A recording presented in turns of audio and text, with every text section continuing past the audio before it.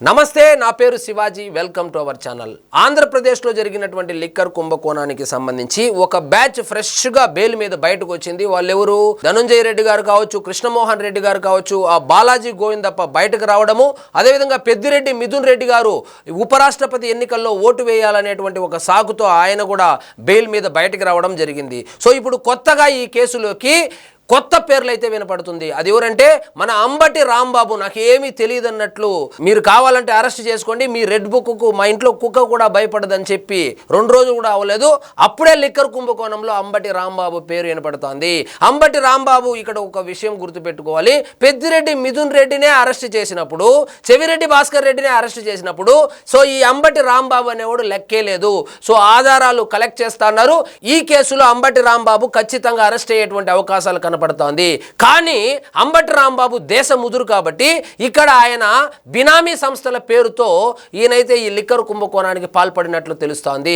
So liquor కుంభకోణంలో డైరెక్ట్గా కాకుండా వీళ్ళు దాన్ని లాజిస్టిక్ చేసేటువంటి ఆ ప్రాసెస్ ఏదైతే ఉందో ఆ లాజిస్టిక్ సంబంధించి దొంగలు చేరి ఊర్లు పంచుకున్నట్లు ఉత్తరాంధ్ర ఒకడు, గుంటూరు ఒకడు, రాయలసీమ ఇద్దరు కలిసి మొత్తం 4 ఒక సిండికేట్ అయి ఈ మద్యం తయారీ కంపెనీ దగ్గర నుంచి షాపులకు సరఫరా చేసేటువంటి కాంట్రాక్ట్ ఏదైతే ఉందో దాన్ని దక్కించుకున్నట్లు తెలుస్తోంది. ఫస్ట్ లో ఈ సరఫరాకు ఒక్కొక్క కేసుకు 13 రూపాయలు ఇస్తా ఉంటే అది సరిపోవట్లేదని చెప్పి దాన్ని 3 పెంచేసి దాదాపు 36 రూపాయలు చేసి అందులో 21 రూపాయి వీళ్ళు తీసుకొని 5 రూపాయలు రాజకసిరెడ్డికి కమిషన్ ఇచ్చి సో అంచెలంచెలుగా వీళ్ళు ఈ కుంభకోణానికి పాల్పడినట్లు తెలుస్తా ఉంది. మొత్తానికి ఉత్తరాంధ్రకు సంబంధించి ఈ లాజిస్టిక్ వ్యవహారాన్ని మొత్తము బొత్స సత్యనారాయణ గారి మేనలుడైనటువంటి చిన్న సీను, అదేవిధంగా గోదావరి జిల్లాలకు సంబంధించి ఏలూరు ఎంపీగా పోటీ చేసినటువంటి కారుమూరి సునీల్, గుంటూరు జిల్లాకు సంబంధించి అంబటి రాంబాబు, రాయలసీమ జిల్లాలకు సంబంధించి అసలు నేను ఎందుకు ఓడిపోయానో తెలియదు, నేనేం తప్పు చేశానో తెలియదు, నాకు అవినీతికి స్పెల్లింగే తెలియదని చెప్పేటువంటి కేతిరెడ్డి, ధర్మవరం మాజీ ఎమ్మెల్యే కేతిరెడ్డి వెంకట్రామిరెడ్డి ఎవరైతే ఉన్నారో ఆయన సగం రాయలసీమ జిల్లాలు అంటే ముఖ్యంగా అనంతపురం, కడప జిల్లాలకు సంబంధించి ఈ లిక్కర్ లాజిస్టిక్స్ ఏదైతే ఉందో ఆయన తన బినామీ పేర్లతో కంపెనీలు, డమ్మీ కంపెనీలు సృష్టించి ఆ కంపెనీల ద్వారా ఈ మద్యం రవాణా చేసినట్లు తెలుస్తోంది.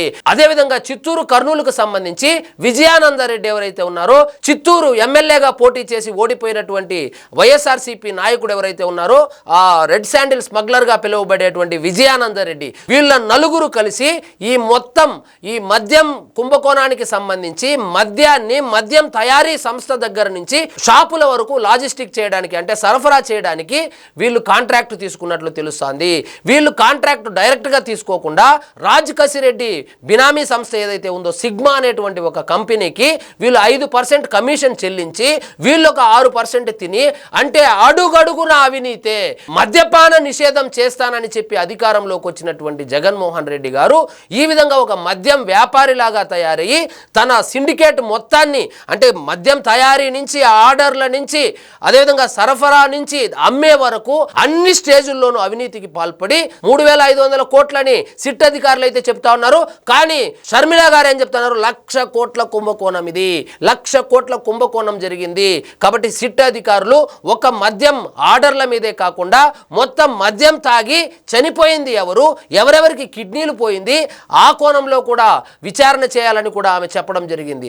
ఇప్పుడు సిట్ అధికారులు మద్యం తయారీ, దాని ఆర్డర్లు మొత్తం డీటెయిల్స్ సేకరించిన తర్వాత ఆ మద్యం సరఫరా ఏదైతే ఉందో ఆ ట్రాన్స్పోర్టేషన్ ఎవరు చేశారని చెప్పి ఆరా తీస్తే అందులో విస్తుపోయేటువంటి విషయాలు బయటపడ్డాయి. ఈ సరఫరాకు సంబంధించి అంబటి రాంబాబు, బొత్స సత్యనారాయణ మేనల్లుడు కేతిరెడ్డి వెంకట్రామిరెడ్డి, అదేవిధంగా విజయానందరెడ్డి, ఈ 4 పేర్లు వినపడతా ఉంది. సో విజయానందరెడ్డి ఆయన సొంత పేరు మీదనే ఈ కార్యక్రమాలు చేసినట్లు తెలుస్తోంది. మిగిలిన 3 మాత్రము బినామీలు, అదేవిధంగా అనుచరుల పేర్ల మీద కంపెనీలు సృష్టించి వాటి ద్వారా మద్యం సరఫరా చేసినట్లు కూడా సిట్ అధికారులు గుర్తించారు. సో ఈ కేసుకు సంబంధించి ఆల్రెడీ విజయానందరెడ్డిని విచారణ కూడా చేశారు. రేపో ఎల్లుండో అంబటి రాంబాబును, అదేవిధంగా కేతిరెడ్డి వెంకట్రామిరెడ్డిని, చిన్న సీనును కూడా విచారించేటువంటి అవకాశాలు కనపడుతున్నాయి. సో విజయానంద రెడ్డిని విచారించినప్పుడు మిగతా విషయాలంతా బయటపడింది. సో ఏ క్షణానైనా అంబటి రాంబాబును, కేతిరెడ్డి వెంకట్రామిరెడ్డిని కూడా సిట్ అధికారులు పిలిచేటువంటి అవకాశం ఉంది. వాళ్ళు ఏం సమాధానం చెప్తారో చూడాలి. మరి ఈ కేసే కాదు, ఏ కేసుకైనా ఎప్పుడు జైలుకు పోదామని కాసుకొని ఉన్నాడు మన అంబటి రాంబాబు. ఎందుకంటే జైలుకు వెళ్ళినటువంటి వాళ్ళు ఎవరైతే ఉన్నారో వాళ్లకు వచ్చే ఎన్నికల్లో సీటు గ్యారంటీ అని చెప్పి జగన్మోహన్ రెడ్డి గారు హామీ ఇస్తా ఉన్నారని చెప్పి రాజకీయ వర్గాల్లో ఒక చర్చ నడుస్తోంది.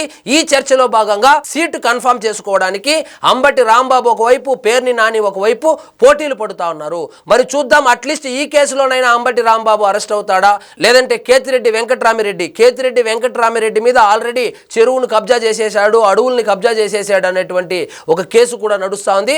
కానీ ఈ కేసులో లిక్కర్ కుంభకోణంలో ఒక బ్యాచ్ బయటకు పోయింది, ఇంకొక బ్యాచ్ లోపలికి వచ్చేటువంటి అవకాశాలు కూడా కనపడుతోంది. సో అంతిమ లబ్ధిదారుని పట్టుకునే ఆ ప్రాసెస్ లో భాగంగా వీళ్ళందరినీ విచారణకైతే పిలిచి పక్కా ఆధారాలను సేకరిస్తున్నారు సిట్ అధికారులు. మరి చూద్దాం, లిక్కర్ కుంభకోణానికి సంబంధించి ఇంకెవరికి బెయిల్ రాబోతుంది, ఇంకెవరు లోపలికి పోబోతున్నారో చూడాలంటే వేచి చూడాల్సింది. సో ఇదండి ఈరోజు మన టాపిక్. మీకు ఈ వీడియో నచ్చినట్లయితే లైక్ చేయండి, షేర్ చేయండి, ఛానల్ మాత్రం సబ్స్క్రైబ్ చేసుకోవడం మర్చిపోవద్దు.